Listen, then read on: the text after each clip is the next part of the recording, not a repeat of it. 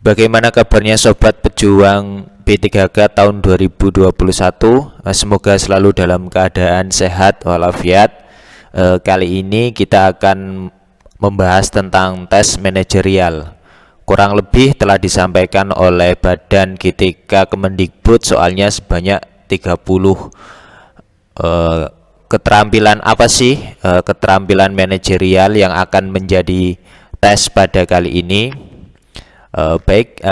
Akan kita sama-sama kaji bersama.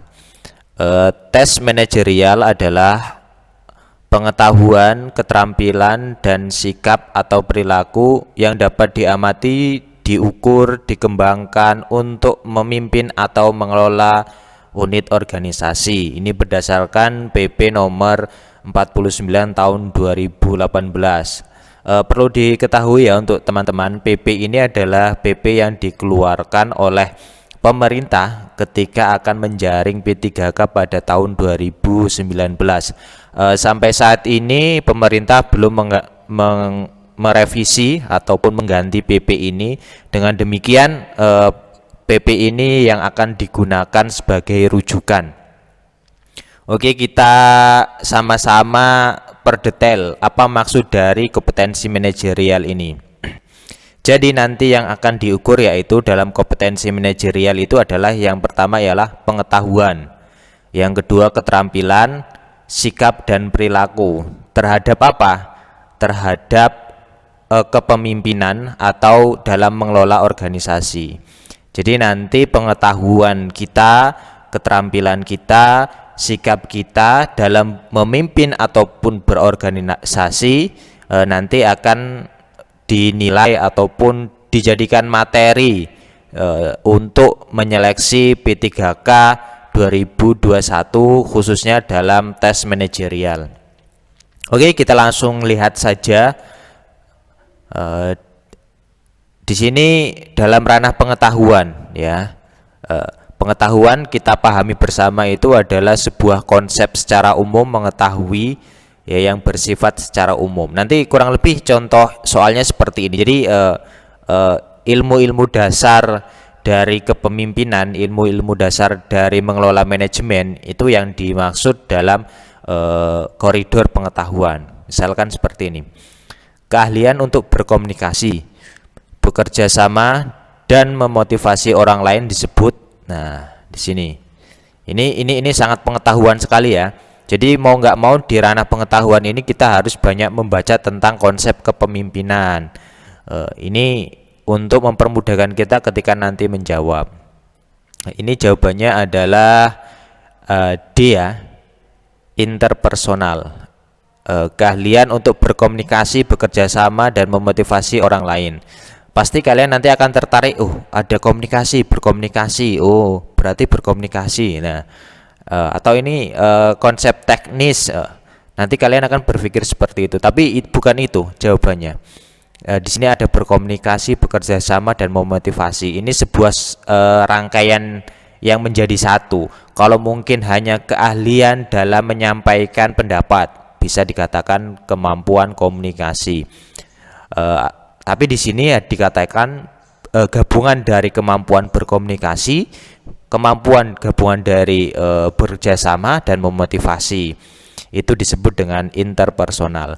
Secara teori, definisi interpersonal skill adalah keahlian yang dimiliki seseorang individu untuk berelasi dan berinteraksi dengan sesama. Hal ini berlaku baik untuk masyarakat maupun individual. Ini ya. Nah, jadi di ranah pengetahuan sebenarnya kita juga bisa menebak sih, bisa menebak kemudian meneliminasi setiap jawabannya. Tapi akan lebih cepat lagi dalam menjawab ketika memang kita benar-benar paham. Tapi kalau kita tidak paham, kita bisa mengira-ngira sebenarnya. Dari sini ya. Kalian berkomunikasi, bekerjasama, memotivasi. Nggak mungkin ini adalah kemampuan komunikasi.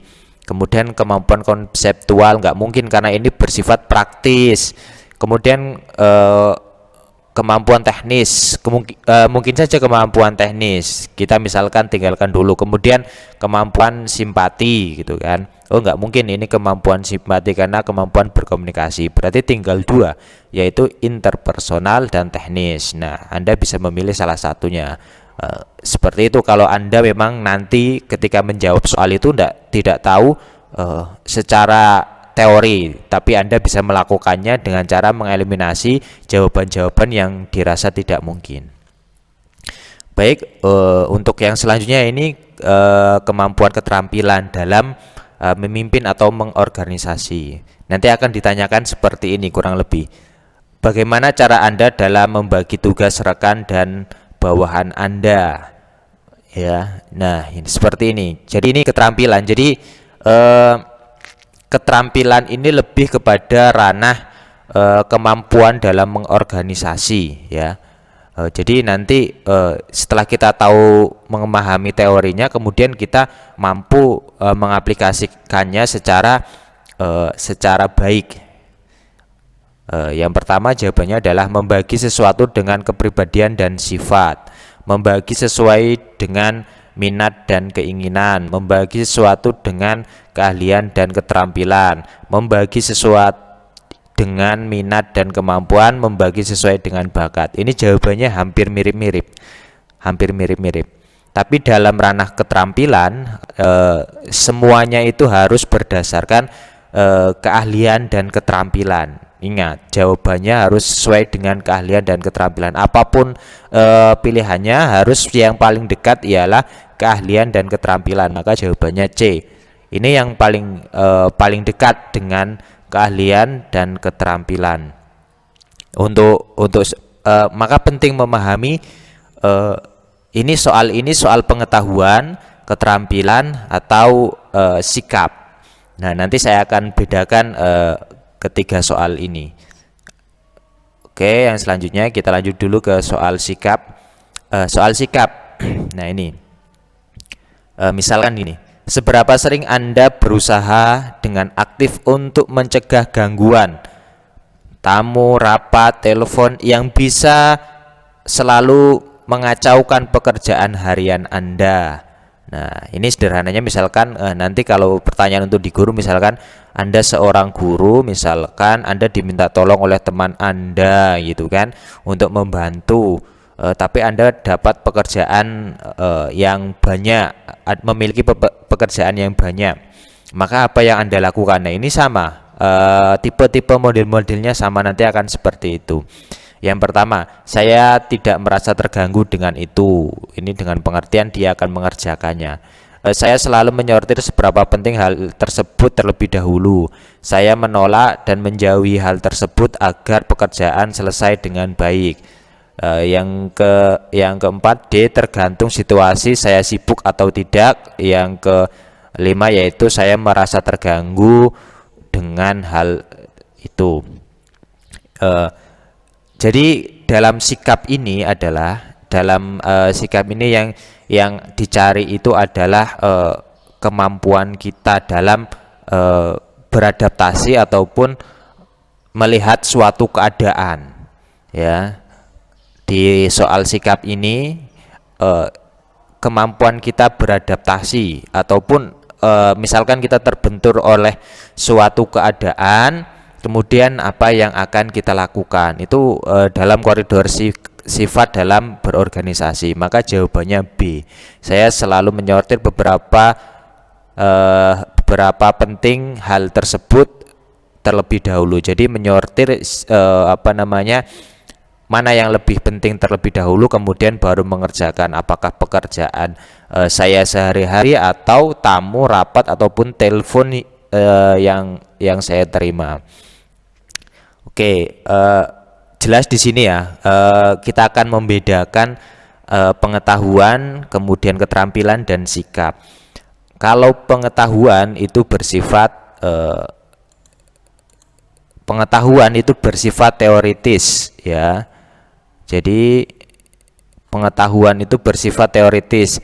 Mau tidak mau kita harus membaca dan memahami konsep teoritis tentang kepemimpinan dan organisasi.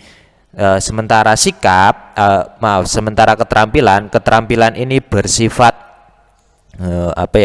lebih kepada menekankan kemampuan kita secara teoritis, kemudian mengaplikasikannya dalam kegiatan sehari-hari dalam bekerja. Misalkan tadi kan membagi sesuai dengan keahlian dan keterampilan.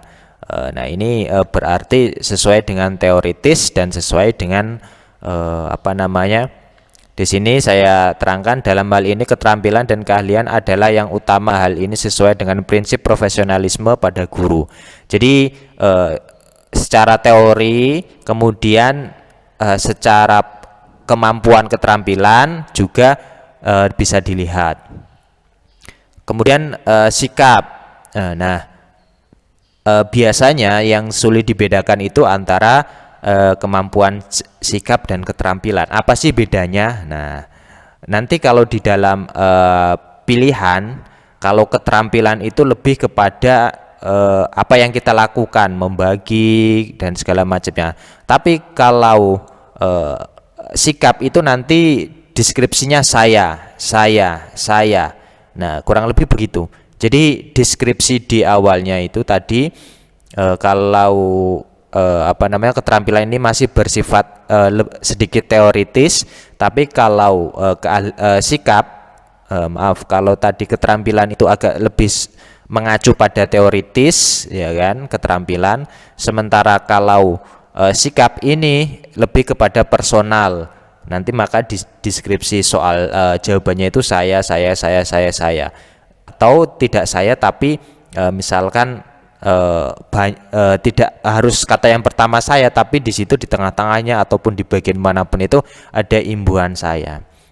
Nah ini adalah soal manajerial untuk P3K. Nanti akan banyak sekali kita bahas bersama nanti soal-soal, bentuk soal-soalnya untuk latihan teman-teman. Tapi untuk sebagai pengantar akan saya kira ini cukup untuk sebagai pengantar. Nanti kita di tahap berikutnya kita akan melakukan latihan-latihan dan cara menyortir pilihan ganda, bagaimana menentukan ketika kita tidak tahu mana jawaban yang benar ataupun kita tidak memahaminya, bagaimana cara menyortirnya. Oke, tetap semangat. Sebelum saya tutup, apabila kalian belum subscribe channel saya, silakan subscribe terlebih dahulu agar kalian tidak ketinggalan info dari tes P3K ini dan tes CPNS 2021, dan channel ini juga lebih berkembang. Saya akhiri, salam semangat untuk kita semua.